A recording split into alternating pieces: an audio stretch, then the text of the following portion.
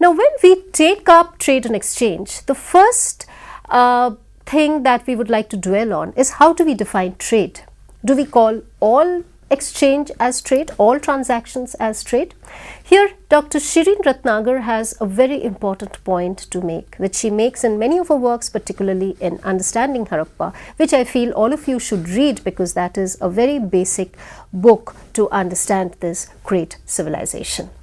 Now, there she is saying that when there are these transactions between two parties, transactions mean that when one party is willing to sell certain things, certain objects to another party in exchange of others, and there is an inbuilt commercial advantage in this, that would be exchange. It might not always be trade when there is no market system, when there is no currency, as we see in the case of the Harappan civilization.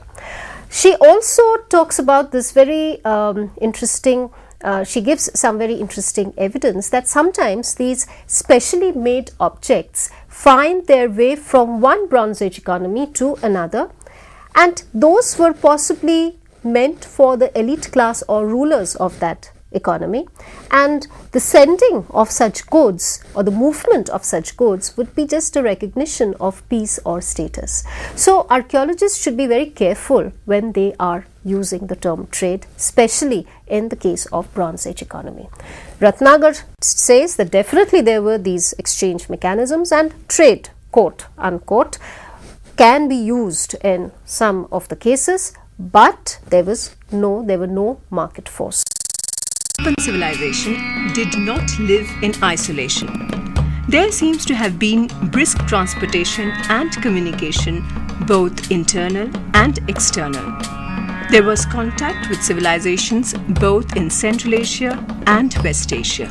Now, to the west of the Harappan region, you have this huge zone that we are continuously talking about, falling in modern Pakistan and Afghanistan, and all these regions had very definite interactions with one another.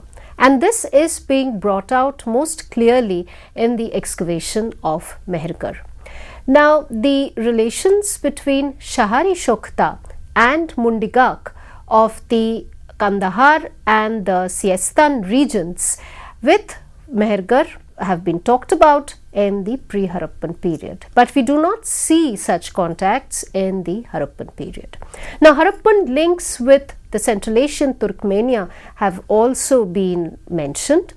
In Harappan sites, a Central Asian type bronze pin and seals have been found, and Harappan objects like silver amulet, 2 seals, ivory rods or batons, and etched carnelian beads have been found from Turkmenian side of Altian Deep.